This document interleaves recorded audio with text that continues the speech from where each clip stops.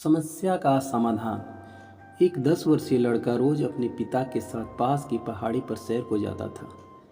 एक दिन लड़के ने कहा, पिताजी चलिए आज हम दौड़ लगाते हैं। जो पहले चोटी पे लगी उस झंडी को छू लेगा वो रेस जीत जाएगा। पिताजी तैयार हो गए। दूरी काफ़ी थी। दोनों ने धीरे धीरे दौड़ना शुरू किया। कुछ देर दौड़ने के बाद पिताजी अचानक ही रुक गए।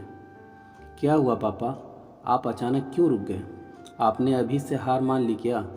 लड़का मुस्कुराते हुए बोला, नहीं नहीं, मेरे जूते में कुछ कंकड़ पड़ गए हैं, बस उन्हीं को निकालने के लिए रुका हूँ। पिताजी बोले। लड़का बोला, अरे कंकड़ तो मेरे भी जूतों में पड़े हैं, पर मैं अगर रुक जाऊँ तो रेस हार जाऊँगा। और ये कहता हुआ वह तेज़ी से आगे भागा। पिताजी भी कंकड़ निकाल कर आगे बढ़े।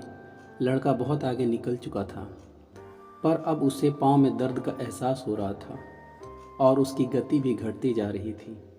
धीरे धीरे पिताजी भी उसके करीब आने लगे थे। लड़के के पैरों में तकलीफ देख पिताजी पीछे से चिल्लाए, क्यों नहीं तुम भी अपने कंकड़ निकाल लेते हो?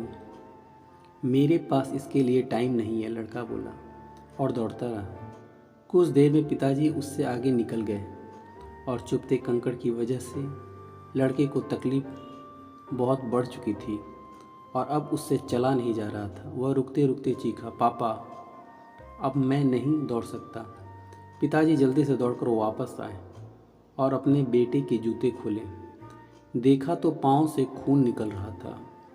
वे झटपट उसे घर ले गए और मरहम पट्टी की।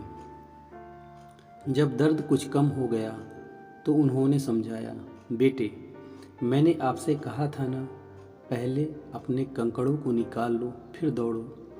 मैंने सोचा मैं रुकूंगा तो रेस हार जाऊंगा। बेटा बोला, ऐसा नहीं है बेटा, अगर हमारी लाइफ में कोई प्रॉब्लम आती है तो हमें उसे ये कहकर टालना नहीं चाहिए कि अभी हमारे पास समय नहीं है। दरअसल होता क्या है, जब हम किसी समस्या को अनदेखी करते हैं तो वे धीरे धीरे और बड़ी होती जाती है और अंततः हमें जितना नुकसान पहुंचा सकती थी उससे कहीं अधिक नुकसान पहुंचा देती है। तुम्हें पत्थर निकालने में मुश्किल से 1 मिनट का समय लगता, पर अब उस 1 मिनट के बदले तुम्हें 1 हफ्ते तक दर्द सहना होगा। पिताजी ने अपनी बात पूरी की। दोस्तों, हमारा जीवन ऐसी तमाम कंकड़ों से भरा हुआ है। शुरू में ये समस्या छोटी जान पड़ती है और हम इन पर बात करने या समाधान खोजने से बचते हैं, पर धीरे धीरे इनका रूप बड़ा हो जाता है। समस्याओं को तभी पकड़िए जब वो छोटी है, वरना देरी करने पर वे उन कंकड़ों की तरह आपका भी खून बहा सकती है।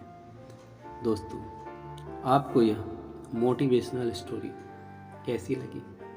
ऐसे ही मोटिवेशनल स्टोरी सुनने के लिए आप हमारे चैनल फुचकू हिंदी स्टोरी को लाइक एंड सब्सक्राइब ज़रूर कर लीजिए।